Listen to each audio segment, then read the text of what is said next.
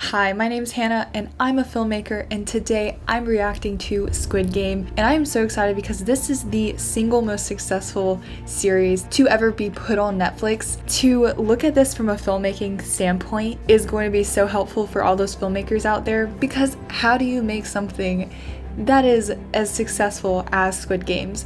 We're gonna try to break that down, try to develop somewhat of an idea of why is this so successful. Now, this is my first ever genuine reaction to this show. I've never seen it before, so I'm really excited to see it and see what all the buzz is about. So I can't physically analyze it to the bone, but I'm definitely gonna point out a lot of important filmmaking things that are going on and help you understand, why is this so popular? Why is this just filmmaking gold? So if you're a filmmaker, you need to watch this video, because this is gonna help you be a better storyteller, be a better character writer, and all kinds of interesting things. And if you're just a lover of the Squid Game series, please enjoy this video. If you are a filmmaker, do make sure you stick around to the end of this reaction video, because I have one of the most amazing offers for filmmakers out there right now, and I do not want you to miss it.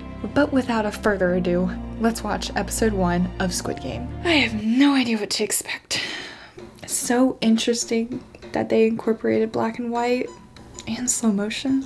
So far we had a flashback. Well, I guess you consider it a flashback, even though that's how we opened, with a voiceover. And since it was set in the past, it was in black and white, which was very interesting. And there's a lot of use of slow motion, which was quite interesting, and a lot of shots.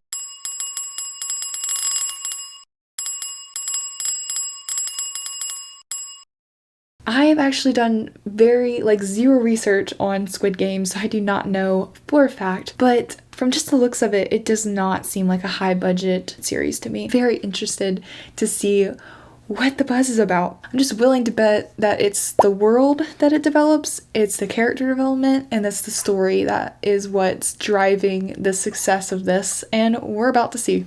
I do not want to watch it dubbed. I don't.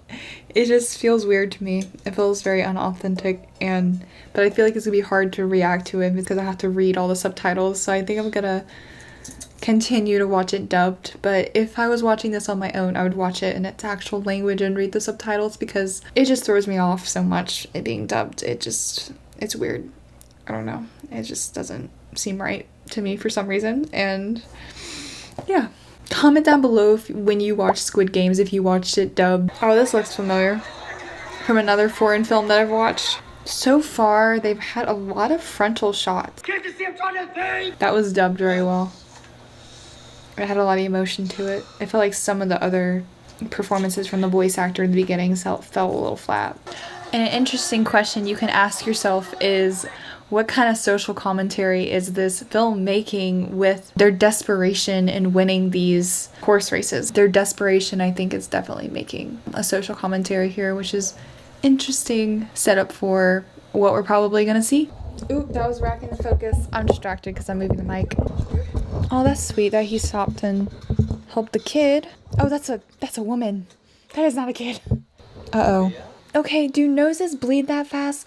Because, ew.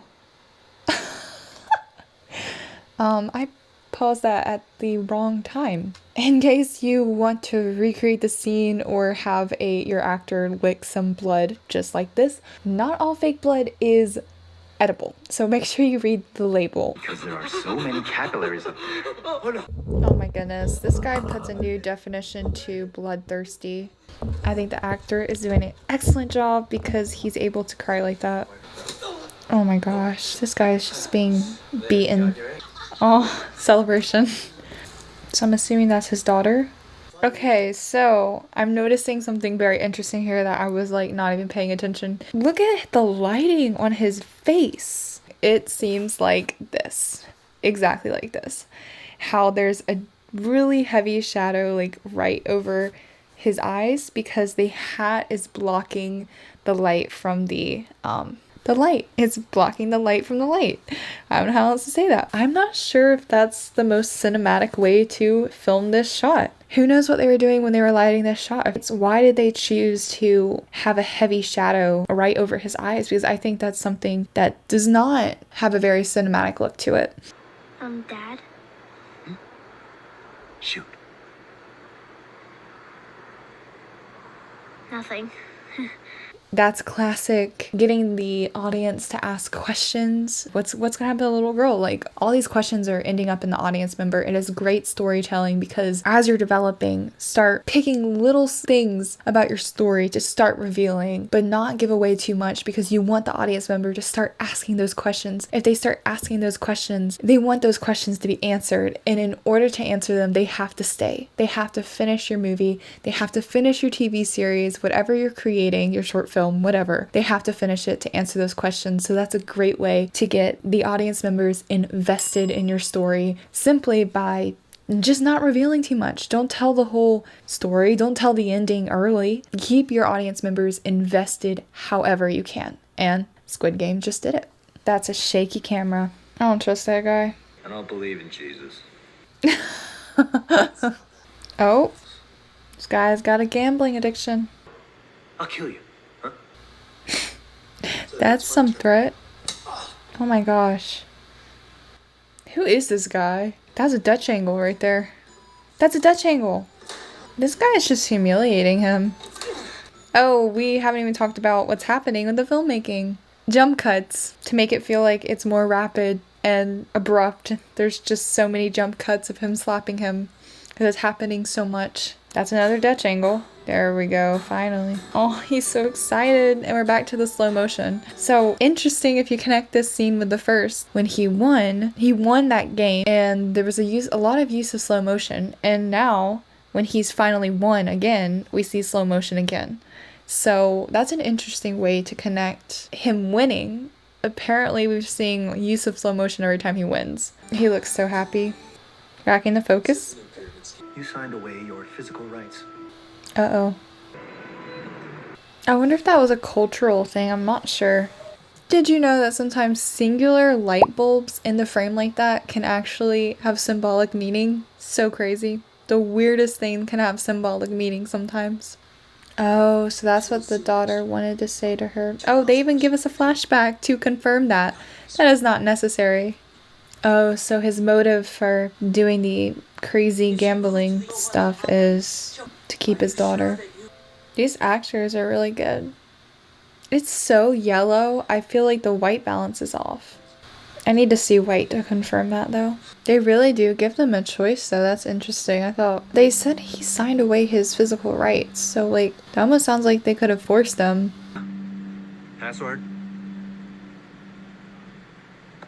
Red light, green light. That's the password.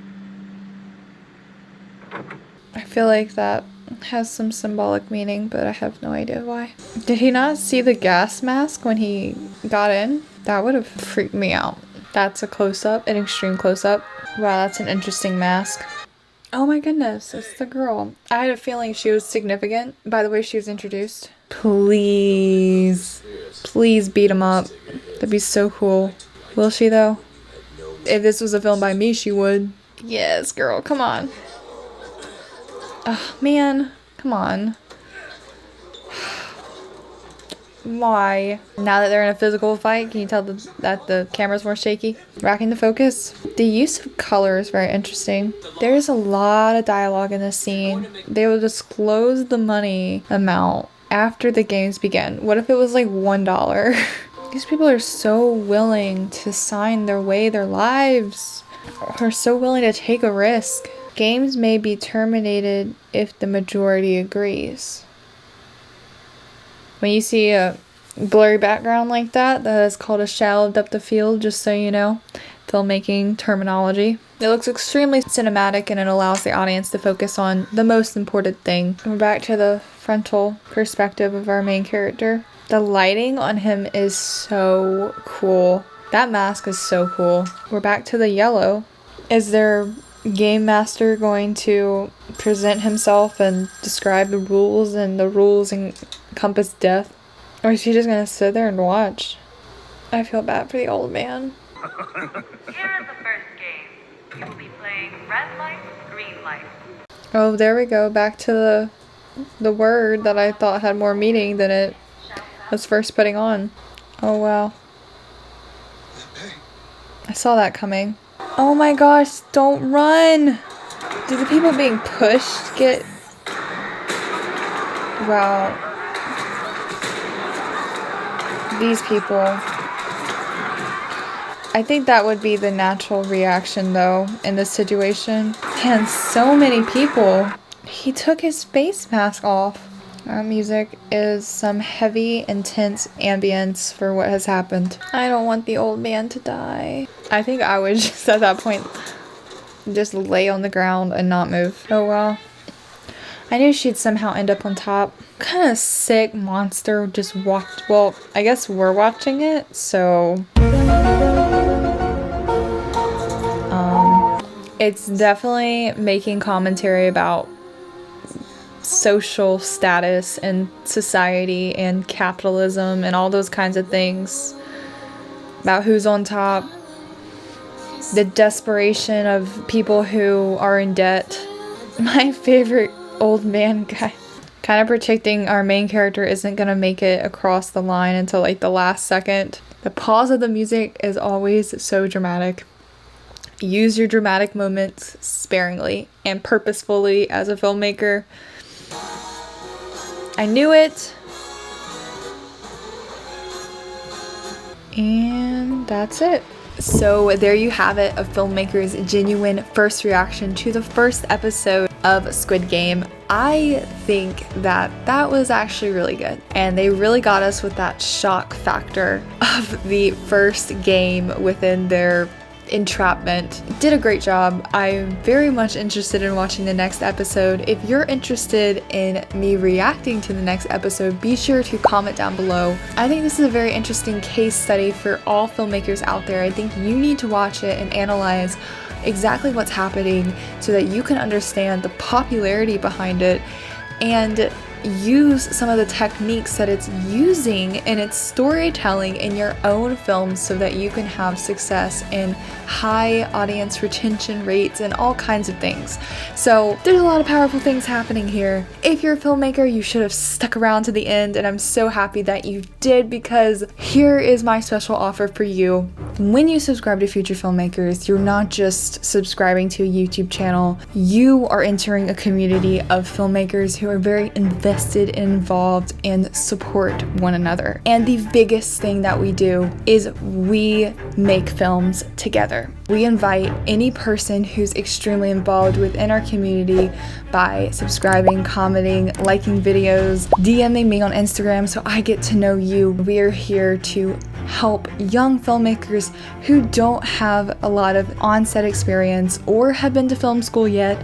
We want you to get your first on-set real film experience prior to ever having stepped foot on a film school campus or a real set, so that you can believe that you're meant to pursue this as a dream, because I know that I've been where you are. If you're someone who has so many filmmaking doubts, I've been in your shoes, and I want to tell you that you are meant to be a filmmaker. And you're meant to have nothing stopping you from pursuing your dream. And the number one thing that's always going to stop you is yourself.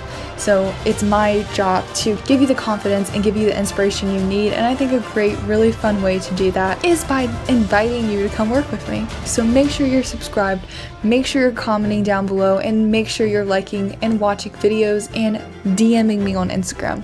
That is how you enter into the chance to come work on set with me, just because those are the ways I get to know you as a person. So be sure to do those things. But even if you don't, it doesn't matter. I want you to go out tomorrow and start making films, because it is our turn to make it happen.